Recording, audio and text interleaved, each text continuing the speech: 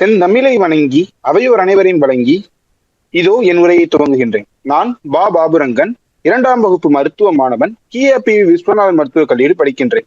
இன்று எனது தலைப்போ மரபணு ஒழுங்குமுறை நெட்வொர்க்குகள் எனப்படும் ஜீன் ரெகுலேட்டரி நெட்வொர்க்ஸ். இது ஒரு செல் எவ்வாறு முடிவெடுக்கும் என்பதை புரிந்து கொள்ளும் அறிவியல் ஆய்வு. முதலில் நாம் அறிந்து கொள்ள வேண்டியது என்னவென்றால், GRN என்றால் என்ன? மாற்றெழுத்து காரணிகளான டிரான்ஸ்கிரிப்ஷன் ஃபேக்டர்ஸ், மேம்படுத்திகள், தடுப்பிகள், மைக்ரோ RNA, ஜீன்கள் இவற்றுக்கிடையே உள்ள ஒத்திசைவு, கட்டுப்பாடு, தொடர்புகள் ஆகியவற்றின் மொத்த அமைப்பே GRN என்றே சொல்ல வேண்டும். GRN அப்படின்னா சுருக்கமா சொல்லணும்னா ஒரு செல்லோட கட்டுப்பாட்டு மையம் அப்படின்னு கூட சொல்லலாம். இப்போ நெக்ஸ்ட் நம்ம தெரிஞ்சுக்கிட வேண்டியது GRN எப்படி செயல்படுது அப்படின்னு சொல்லி. ஒவ்வொரு உயிரும் வெளியில இருந்து ஒரு கான்ஸ்டன்டான எக்ஸ்டர்னல் ஃபேக்டர் மூலமா தான் இதாது. அது மாதிரியே ஒரு வெளிப்புற சிக்னல் வந்து அது ஒரு சில செயல்முறைகளை ஒரு செல்குள்ள உருவாகுது. இந்த செயல்முறைகள் மாற்றெழுத்து காரணிகளான டிரான்ஸ்கிரிப்ஷன் ஃபேக்டர்ஸை செயல்படுத்த வைக்குது.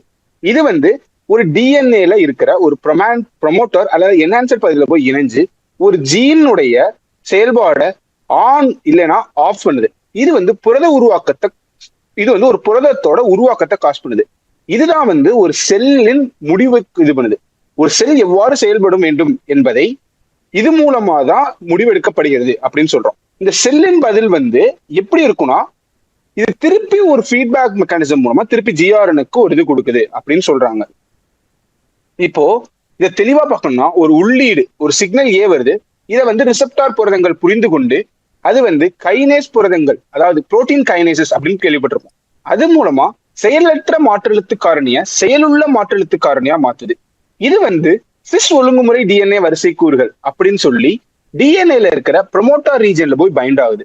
இதோட பைண்டிங் என்ன பண்ணுதுன்னா, ஒரு இலக்கு ஜீன், ஒரு டார்கெட் ஜீன் சொல்லப்படுறத டிரான்ஸ்கிரிப்ட் பண்ணி அதுல இருந்து ஒரு வெளியீடு mRNA வருது. இந்த வெளியீடு mRNA பல போராட்டத்திற்கு கண்ட பிறகு ஒரு வெளியீடு புரதமா வருது. இந்த வெளியீடு புரதம் தான் செல் வெளிப்பாட்டை உருவாக்குது அப்படின்னு சொல்லணும். இந்த வெளியீடு புரதம் பல பின்னூட்டங்கள் மூலமாக மேலும் இந்த GRN இந்த ப்ராசஸ் கண்டினியூஸா நடக்க வேண்டுமா அல்லது இது இங்கே ஸ்டாப் பண்ணிடலாமா அப்படிங்கறத முடிவு பண்றதும் ஒரு சில பின்னூட்டங்கள் மூலமா நடக்குது அப்படின்னு சொல்லலாம். நெக்ஸ்ட், இந்த GRN எப்படி கட்டுப்படுத்தலாம்? கட்டுப்பாடு இல்லை என்றால் மனிதனும் மிருகமே அப்படின்னு சொல்றாங்க. அதனால இதுக்கு ஒரு கட்டுப்பாடு தேவைதான். ஃபர்ஸ்ட் டிஎன்ஏல GNAவோட அசோசியேட்டடா இருக்கு கண்ட்ரோல் எலிமெண்ட்ஸ். ப்ரொமோட்டர் ரீஜன் சொல்லப்படுறது ஜீன் எப்போது செயல்பட வேண்டும் என்பதை நிர்ணயிக்கும் பகுதி. ரெண்டாவது என்ஹான்சர். இது எப்படி செயல்பாட்டை அதிகரிக்க முடியும் அப்படின்னு சொல்றது. சைலன்சர். இது செயல்பாட்டை தடுக்கிறது. இன்சுலேட்டர். இது ஒரு எல்லை அமைப்பை வச்சு இந்த இடத்துல இருந்து அந்த இடத்துக்கு ஒரு இன்சுலேஷன் உருவாக்கி GRN பகுதிகளை நிர்ணயிக்கிறது அப்படின்னே சொல்லணும். வெளிப்புற கட்டுப்பாடுகள். வெளிப்புற கட்டுப்பாடுகள்னா மாற்றெழுத்து காரணிகளான டிரான்ஸ்கிரிப்ஷன் ஃபேக்டர் சொல்லலாம், செயல்படுத்திகள் ஆர் தடுப்பிகள். இதெல்லாமே வெளிப்புற கட்டுப்பாடுகள் அப்படின்னே சொல்லலாம்.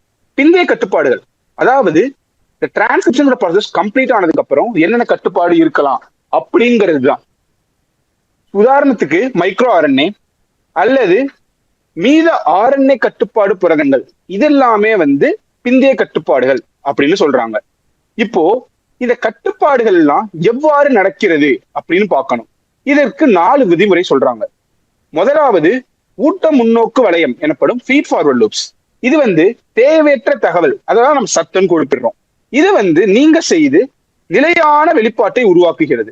இல்ல ஒருவேளை நான் நேர்மறை பின்னூட்டு வளையம் போறேன் அப்படின்னா இது ஒரு பாசிட்டிவ் ஃபீட்பேக் லூப் மூலமா வாழ்க்கையின் தீர்மானத்தை உறுதி செய்கிறது. உதாரணமா ஒரு ஸ்டெம் செல் ஒரு தசை செல்லாகவோ அல்லது ஒரு நரம்பு செல்லாகவோ மாறணும் அப்படின்னா அது பாசிட்டிவ் ஃபீட்பேக் லூப் மூலமா நடக்குது. அதே எதிர்மறை பின்னூட்டு வளையம் அப்படின்னா இப்போ கண்டினியூஸா ஒரு செல் மாறிக்கிட்டே இருந்துச்சுன்னா அதுதான் புற்றுநோய்க்கு வழிவகுக்குது அப்படின்னு சொல்றோம். அதை தடுக்கிற வகையில ஒரு அமைப்பின் சமநிலையை பராமரிக்க உதவுகிறது தான் எதிர்மறை பின்னூட்டு வளையம் அப்படின்னு சொல்றோம். அல்லது 4வது வகையா இருநிலை மாற்றி அப்படின்னு ஒரு இருக்கு. இது 2 நிலையிலயும் நான் சமமா தான் இருப்பேன். ஆனா ஒரு நிலையில இருந்து நான் இன்னொரு நிலைக்கு மாறணும்னா எனக்கு ஒரு வெளிப்புற தூண்டுதல் வேணும் அப்படின்னு சொல்றதுதான் இருநிலை மாற்றி அப்படின்னு சொல்றாங்க. நெக்ஸ்ட், இப்ப ஏன் இது முக்கியம்? காரியம் என்று யாரும் நடப்பதில்லை. அதனால GRN ஏன் முக்கியம்னா அதுக்கு ஒரு காரணம் இருக்குதான். அது என்னென்ன காரணம் பாத்தீங்கன்னா, ஜிஆர்என் தான் ஒரு செல்லுடைய வாழ்க்கை திசை, அது எவ்வாறு மாற வேண்டும், அதோடைய உள் சீரமைப்பு இதுக்கெல்லாம் உதவுகிறது. அது மட்டும் இல்ல, இதுல ஏற்படுற என்ன ஒரு கோளாறுகளும் கருவளர்ப்பு வளர்ச்சியிலேயோ அல்லது நோய் எதிர்ப்பு செயல்பாடுலையோ அல்லது புற்றுநோய் உருவாக்கத்திலேயோ சிறப்பு பங்கு வகிக்கிறது அப்படின்னு சொல்லியிருக்காங்க. இப்போ இன்றைய மருத்துவத்துறையில் ஜிஆர்என் பங்களிப்பு யாது? துல்லிய மருத்துவம், திசு வளர்ப்பு, மறுவாழ்வு மருத்துவம், செயற்கை உயிரியல் போன்ற பல துறைகளில் இன்றும் மருத்துவத்தில் நீங்கா இடம் பிடித்துள்ளதாகவே இருக்கிறது ஜிஆர்என். இத பத்தி ஒவ்வொன்னா பார்க்கலாம். ஜிஆர்என் எப்படி ஒரு செல்லின் விதியை முடிவு செய்கிறது? நம்ம ஏற்கனவே சொன்ன மாதிரி ஒரு ஸ்டெம் செல் இருக்கு, ஒரு வெளிப்புற தகவல்கள் வருது. இந்த வெளிப்புற தகவல்கள் வந்து டிரான்சாக்ஷன் பாத்வேஸ் மூலமா முக்கியமான மாற்றெழுத்து காரணிகளை ஆக்டிவேட் பண்ணுது. இது வந்து ஜீன் குழுக்களை ஆன் பண்றதோ ஆஃப் பண்றதோ பண்ணுது. இது வந்து எபிஜெனடிக் மாற்றங்களை காஸ் பண்ணுது. இதுதான் வந்து ஒரு செல் என்ன செல்லாக, ஒரு ஸ்டெம் செல் என்ன செல்லாக இறுதியாக செல்லாக மாற வேண்டும் அப்படிங்கிறத தீர்மானிக்கிறது அப்படின்னு தான் சொல்லணும். இதுல வந்து எபிஜெனடிக்னு ஒரு டேர்ம் யூஸ் பண்ணும். இந்த எபிஜெனடிக்னா என்னன்னா ஒண்ணுமே இல்லை. இப்போ ஒரு டிஎன்ஏலே ஒரு மாற்றம் நகரல, ஆனா ஒரு வெளிப்புற மாற்றங்களால் எவ்வாறு, அதாவது நம்ம பண்ற ஒரு விஷயங்கள் இல்ல நம்மளுடைய சரௌண்டிங்ஸ், இது மூலமா நம்மளுடைய மாற்றங்கள் மூலமாக எவ்வாறு ஜீனோட எக்ஸ்பிரஷன் மாறுது அப்படின்னு சொல்றாங்க. இதை பத்தி நம்ம அடுத்த ஸ்லைட்ல தெளிவா பார்க்கலாம்.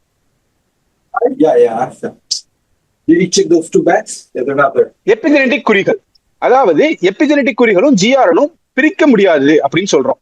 ஏன்னா இந்த எபிஜெனடிக் குறிகள் மூலமா, அதாவது எபிஜெனடிக் குறிகள்னா என்ன சொன்னேன், டிஎன்ஏல ஒரு மாற்றம் நிகழல, ஆனா நம்மளுடைய பழக்க வழக்கங்கள் மூலமாகவோ அல்லது வெளிப்புற நடவடிக்கைகள் மூலமாகவோ இதுல ஏற்படுற மாற்றங்கள் அப்படின்னு சொன்னோம். அது வந்து ஒரு குரோமாட்டினுடைய திறந்த நிலைய ஒண்ணு திறந்ததாகவோ அல்லது மூணு நிலையிலேயோ இது வைக்க யூஸ் ஆகுது.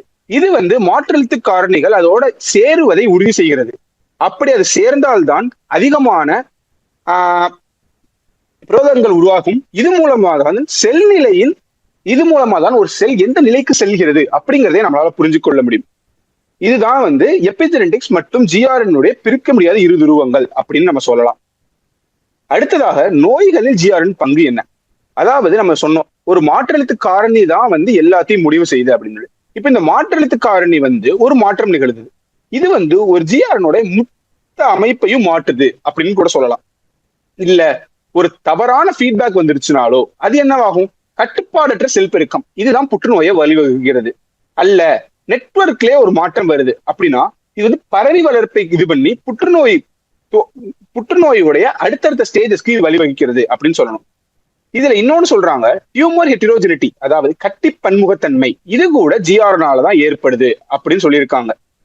அடுத்ததா எப்படி நம்மளால சிஸ்டம்ஸ் பயாலஜி மூலமா ஜிஆர்எனை எப்படி நம்மளால கண்டுபிடிக்க முடியும், அது எப்படி நம்ம படிச்சுக்கிட்டு இருக்கோம் அப்படிங்கறத பத்தி சொல்லலாம். ஜிஆர்என் வந்து நிறைய வகையில நம்மளால படிக்க முடியும். இது ஃபர்ஸ்ட் ஆர்என்ஏ சீக்வன்சிங் டெக்னாலஜின்னு சொல்றோம். அடுத்து புரோட்டினோமிக்ஸ், எபிஜினோமிக்ஸ், ஒற்றை செல் வரிசைப்படுத்தல் எனப்படும் சிங்கிள் செல் சீக்வன்சிங், இதெல்லாம் இது போன்ற பல முறைகளை பயன்படுத்தி நம்ம இணைக்கும் ஜிஆர்எனை படிச்சுக்கிட்டே தான் இருக்கும். இதுக்கு பயன்படும் கணினி கருவிகள் என்னன்னு பாத்தீங்கன்னா ஆரக்கன், ஜினி3, சினிக், அப்புறம் செல் ஆரக்கல், இதெல்லாம் யூஸ் பண்றோம். இதெல்லாம் கணினி கருவிகளுடைய பெயர். அடுத்து மருத்துவத்தில் ஜிஆர்எனுடைய இன்றைய பயன்பாடுகள் என்ன? துல்லிய புற்றுநோய் மருத்துவம், நம்ம ஏற்கனவே சொன்ன மாதிரி நோயாளிகளின் ஜிஆர்என் அடிப்படையில் தனிப்பட்ட சிகிச்சை. அதுக்கப்புறம் ரீஜெனரேட்டிவ் மெடிசின், டிஎஃப் நெட்வொர்க் பயன்படுத்தி செல்களை மறுபிக்குதல், CRR for gene editing, gene செயல்பாட்டை அதிகரிக்குதல் இல்லைன்னா ஜீன் செயல்பாட்டை குறைத்தல், நோய் முன்னறிதல், ஜிஆர்என் சிக்னேச்சர்ஸ் மூலம் ஆரம்ப கட்ட அறிகுறி கண்டறிதல். இதுதான் வந்து இன்றைய மருத்துவத்தில் ஜிஆர்என் பங்கெடுப்பு. அடுத்ததாக செயற்கை உயிரியலில் ஜிஆர்என் பங்களிப்பு என்ன?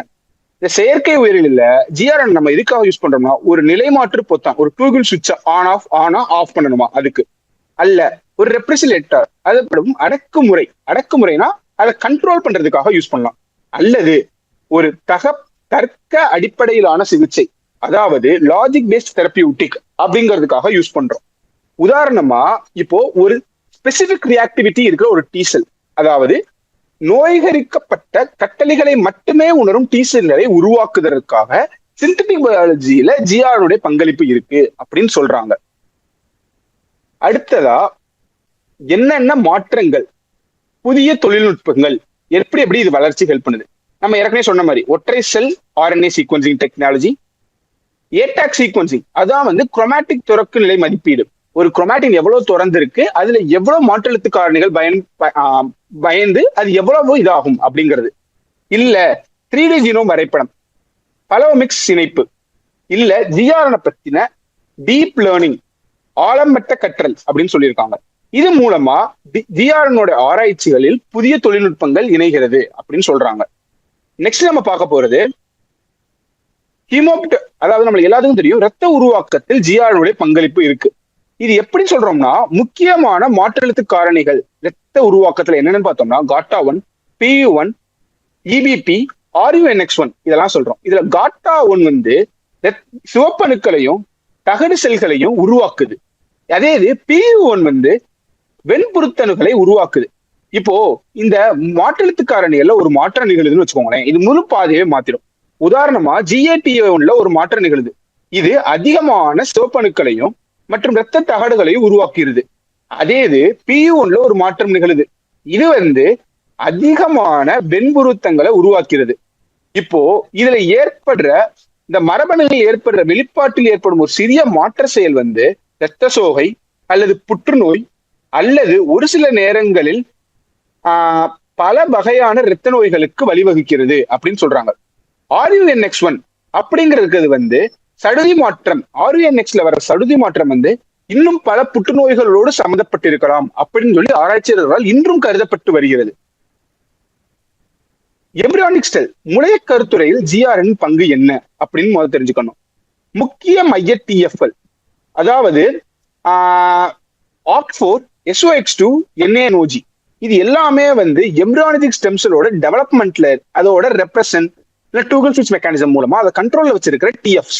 இப்போ இதுல வந்து ஒரு மாற்றங்கள் இருந்தா என்ன ஆகும்? அதுக்கு முதல்ல நம்ம தெரிஞ்சுக்க வேண்டியது ப்ளூரிபொட்டன்சி எனப்படும் பன்மை ஆற்றலை பற்றி. அதாவது பன்மை ஆற்றல்னா ஒரு செல் வந்து என்ன செல்லாவும் மாறிக்கலாம். இப்போ ஒரு செல் இருக்குன்னா அந்த செல் வந்து நான் நரம்பா நினைச்சேன்னா நரம்பா மாறிக்கணும், இல்ல ஒரு தசுவா நினைச்சேன்னா தசுவா மாறிக்கணும். அந்த மாதிரி மாற்றத்தை உருவாக்குறது பேர் தான் பன்மை ஆற்றல். ஆனா இந்த பன்மை ஆற்றல் வந்து ஒரு சில கட்டுப்பாடோட இருக்க வேணும். இந்த கட்டுப்பாடை இழக்கும் போது இது வந்து உயிரினர்கள் இதுக்கு இழக்கும் போது இது வந்து பல கட்டிகள் எனப்படும் புற்றுநோய்களை உருவாக்கும் என்று சொல்லலாம். இதுல ஏதாவது இன்னொரு மாற்றம் வந்தா கூட இது குழந்தை, அதாவது கருகள் வளர்வதில் இதுல மாற்றங்கள் இருந்தால் இதில் வளர்ச்சி சீர்கேடுகளை ஏற்படுத்தலாம் அப்படின்னு சொல்லியிருக்காங்க. உதாரணத்திற்கு OX2 மற்றும் SO4 இதுல ஏற்படுறது வந்து நுரையீரல் புற்றுநோயுடனும் மற்றும் கணனை கட்டிகளோடும் தொடர்புடையதாகவே கருதப்படுது. அது மட்டும் இல்ல, இந்த இதில் ஏற்படுற மாற்றங்கள் வந்து மேலும் பான்கோனிஸ் அனீமியா, டயமண்ட் பிளாக்மன் அனீமியா, டியூகேன் தசைநார் சிதைவு, ஹாண்டிங்டன் நோய், பார்க்கின்சனிசம் நோய் மற்றும் டைப் 1 நீரிழிவு நோய் போன்ற பல்வேறு மரபணு கோளாறுகள் மூலம் பரமணை கோளாறுகளுடன் இணையப்பட்டுள்ளது அப்படின்னு சொல்லியிருக்கலாம். இப்போ ஜிஆர்என் ஆராய்ச்சியின் எதிர்காலம், இதோட எதிர்காலம் என்னன்னு பாத்தீங்கன்னா, ஒரு எதிர்கால மருத்துவத்துல ஒரு ஜீன் எடிட்டிங் மூலமா இப்பயே வந்து நம்ம வந்து ஜீன் எடிட்டிங்னு ஒண்ணு பண்ணிக்கிட்டு இருக்கோம். ஒரு தேவையற்ற ஜீனை வந்து நம்ம தேவை உள்ள ஜீன், அதாவது தேவையற்ற இடத்துல வந்து நம்ம தேவையான இடத்த மாத்தி அது மூலமா பல நோய்களை நம்மளால தடுக்க முடியுது. எதிர்காலத்துல இந்த ஜீனை மட்டும் மாத்தாம இந்த மொத்த நெட்வொர்க்கையே நம்மளால கட்டுப்படுத்த முடியும் அப்படின்னு சொல்றாங்க. இல்ல நேரடி கண்காணிப்பு, ஜிஆர்என் கண்காணிப்பு தொழில்முறைகள், அதாவது இந்த நெட்வொர்க்கை நம்ம மொத்தமா கண்காணிச்சோம்னா இது மூலமா ஒரு முழு மனித செல்லின் வரைபடத்தை உருவாக்கலாம். இந்த முழு மனித செல்லின் வரைபடத்தை நம்ம உருவாக்கும் போது நோய்களை நெட்வொர்க் அடிப்படையில் சிகிச்சை செய்தல். இப்போ நம்ம சொல்றோம்ல பல நோய்கள் வருது, புற்றுநோய் வருது, இதெல்லாம் நம்ம சொல்றோம். இந்த புற்றுநோய் எல்லாம் வர்றதை வந்து நம்ம எப்படி கண்டுபிடிக்கலாம்னா, இந்த ஜிஆர்என் வந்து நம்மளால மொத்தமா ஒரு வரைபடமா உருவாக்க முடிந்தால் அந்த வரைபடத்தை அடிப்படையாக கொண்டு நம்மளால பல நோய்களை குணப்படுத்த முடியும் அப்படின்னு சொல்றாங்க. அது மாதிரி இன்று வளர்ந்து வரும் தொழில்நுட்பங்களில் ஒன்றுதான் குவாண்டம் பயாலஜி. இந்த குவாண்டம் பயாலஜியோட ஃபுல் டெவலப்மெண்ட்டுக்கு ஜிஆர்என் தான் உதவ போகுது அப்படின்னு சொல்றாங்க. அது மட்டுமல்ல, ஏஐ தொழில்நுட்பத்துடன் ஜிஆர்என் தொழில்நுட்பம் இணைந்தால் அது மீண்டும் பல புதிய சாதனைகளை உருவாக்கலாம் என்று கருதப்படுகிறது. சுருக்கமா சொல்லணும்னா, ஜிஎன் கட்டுப்பாடு வலைபின்னல் என்பது செல்லின் செயல்பாடுகளை வழிநடத்தும் மைய கட்டுப்பாட்டு அமைப்பு என்றே சொல்ல வேண்டும். அடுத்தது ஜீன்கள், மாற்றெழுத்து காரணிகள், எபிஜெனோட்டிக் மாற்றங்கள் மற்றும் சிக்னல் செயல்முறைகள் அனைத்தும் ஒன்றிணைந்து செயல்படுதுதான் ஜிஆர்என் அப்படின்னு சொல்றோம். நெக்ஸ்ட், இதோட முக்கியமான நோக்கம் என்னவென்றால் துல்லியமான மருத்துவம் வழங்குவதும் மற்றும் நோய்களை குறைப்பதிலும் இது உதவுகிறது அப்படின்னு சொல்றோம். நான்காவதாக, பல நோய்கள், குறிப்பாக நீடித்த கால நோய்களில் ஜீன் கட்டுப்பாடு வலைப்பின்னல் செயல்முறைகள் சீர்கூட்டினாலே நடக்கிறது அப்படின்னு சொல்றாங்க. எதிர்கால மருத்துவத்தில் இதோடைய பங்களிப்பு இன்றியமையாததாக கருதப்படுகிறது அப்படின்னு சொல்லலாம். இதெல்லாத்தையும் சொல்லி வாய்ப்பு கொடுத்த அனைவருக்கும் நன்றி பாராட்டி விடைபெறுகின்றேன். நன்றி, வணக்கம்.